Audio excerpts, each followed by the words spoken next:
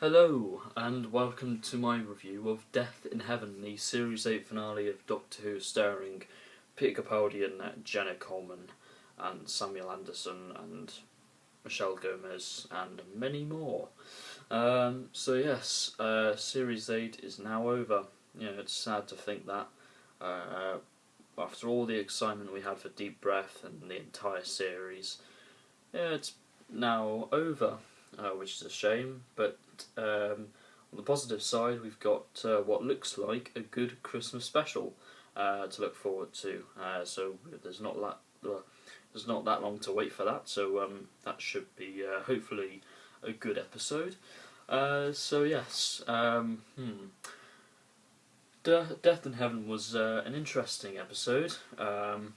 It wasn't really. It was a good finale. I'll give it that. It was really good finale, actually.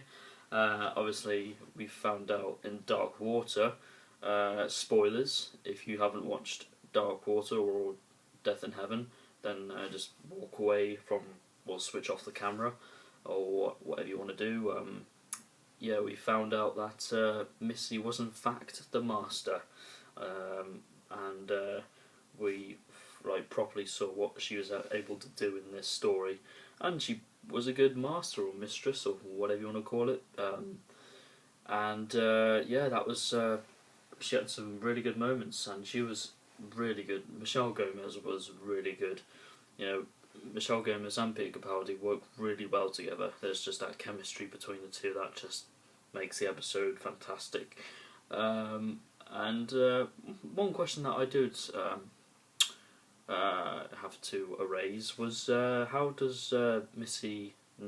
can Missy float or fly? Or because if you don't remember, she used her umbrella to fly down to the ground in the graveyard, and there's that brilliant scene where Danny made his speech. So congratulations to Samuel Anderson for that brilliant moment, and that was quite sad to see. Danny Pink is a Cyberman because Missy, or the Master, was in league with the Cybermen. There's a really interesting bit where, Missy, or the Master, was offering the Doctor an army, and because the Doctor refused that because he's not that kind of person. He just, he's just there. Sometimes he does what he wants. He's not one of those characters who are obsessed with gaining power like the Master is. So that was a great scene. That was. We also saw a few returns. Of the unit. There's a great moment there, and there's quite a nice reference to the Invasion, which was a Patrick Troughton story with the Cyberman head. I was wondering if that was like a classic version of Handel's, but that would have been quite nice to see if it had a bigger part in the story, but it isn't, just a nice little reference, I suppose. It felt very, this story felt very James Bond-esque, especially when, there was that scene with the plane, and, poor old Colonel, whatever he was called, played by, what was that bloke's name, the Indian bloke, I think he's Indian, I'm not sure. I can't remember his name, bugger. If you can comment down below what his name, or probably just search up in the cast list on Wikipedia or something. That was a great scene, especially with another reference to the Brigadier, as there's that portrait. But I didn't understand how the Doctor now becomes the President of the Universe, or President of Earth. It was a good moment though, but I just was a bit confused, but nevertheless, fantastic scene with the Doctor falling out the plane. I think it would have been nice to see the Doctor land straight into the TARDIS instead of just cutting it as soon as he reached it. That would have been quite a nice scene. So the plot of this story is pretty much the Cybermen return from basically people are returning back to life as Cybermen from the Nether Sphere, and there's the whole scene in the graveyard. It's quite a big love story, this one, and it was really well executed. It's a shame that the Cybermen didn't really, get more of a chance to have their own independence. I'd have liked to have seen that. I think I might have said this in my Dark Water review that hopefully they will get more independence, but it doesn't matter. It's still a good episode nonetheless. I think this is Stephen Moffat's best finale that he's ever done. I liked the Pandora Opens, the Big Bang. That was quite good. Wedding of River Song. Not many people like that one, but it's tolerable. I've watched it a few times, and it's grown on me.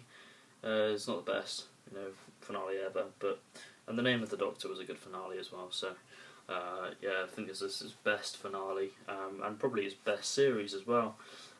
It's weird to think that Series 8 is now finally at its end, but it was a good end, really good end. Like I said, we had a few familiar faces return. Apart from the Cybermen, we had Kate Lethbridge-Stewart, and of course she also fell out of a plane. Well, as well as the Doctor and the Colonel, she fell out of a plane.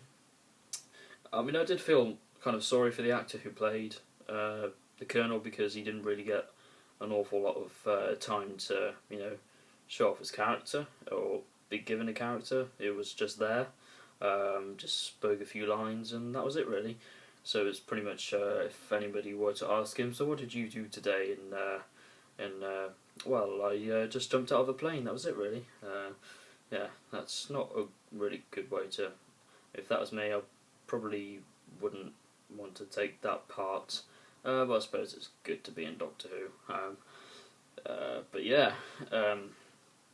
That must be the shortest time for an on-screen character, if that makes sense. But anyway, I'm trying to think. Oh yeah, we also saw the return of Osgood, and she was quite good in the story. She had, her moment, but unfortunately, I don't know why Stephen Moffat decided to do this. I suppose it was just to create more dramatic moments for the story. It was when spoilers again. So I hope you've already turned off the camera or whatever you want to do. The Master killed Osgood. Yeah, that was a bit shocking. I wasn't expecting that. The Master said she was going to kill her, and she did. So fair play. I thought, maybe the Doctor will save her, but no. She really meant what she said. And of course, Gallifrey was mentioned a few times as well. And of course, the Master lied, and I think Clara lied about the fact that she was with Danny again. So they both lied. And there was that good scene where they both hugged each other. And there's a great quote. There's a great quote from that episode when I think the Doctor says, "Never trust a hug. It's just an excuse to hide your face," and that's a really good quote. Stephen Moffat has written some really good lines in his era.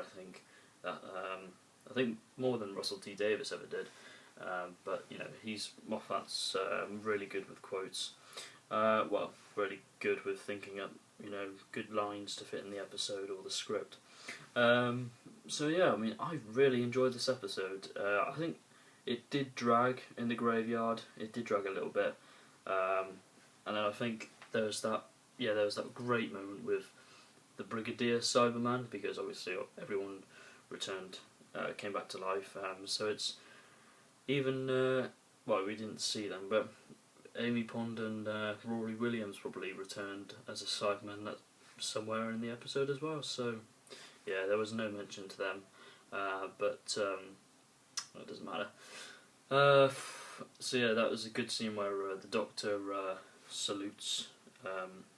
Was it that way? Don't know. Salutes Cyberman because basically the Cyber Brig, this Brig Cyber, I don't know, saved Kate from when she fell out of the aeroplane. But one thing I have to say is it's a bit convenient that she managed to land in the same place as the Doctor and Clara in the graveyard. So that was a bit. But oh well, that's just a little nitpick. But it's a fantastic episode, and it, just so happens to be that the Cyberman or the Brigadier Cyberman managed to save her, at the same time as she was falling out of the aeroplane. He must have like located her when she fell out or something. I don't know, but yeah, yeah. This must have had a huge budget.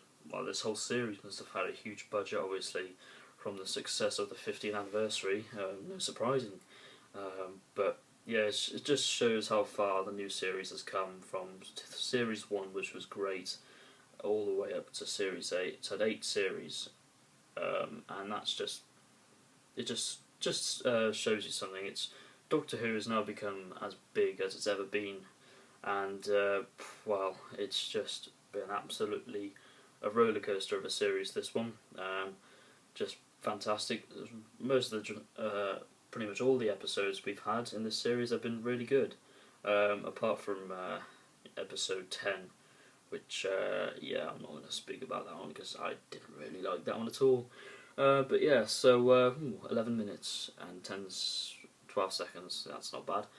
So I'll probably end it here. If I have to give it a rating, probably give it a 9 out of 10, and for my overall Series 8 score, I'm going to have to say a 10 out of 10. I think I'm going to give Series 8 a 10 out of 10, or maybe 9.5, I'm not sure, probably a 9.5 actually.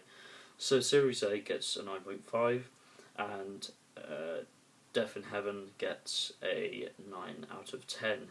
So thank you very much for watching my review of Death in Heaven. That's pretty much all the Series 8 episodes reviewed.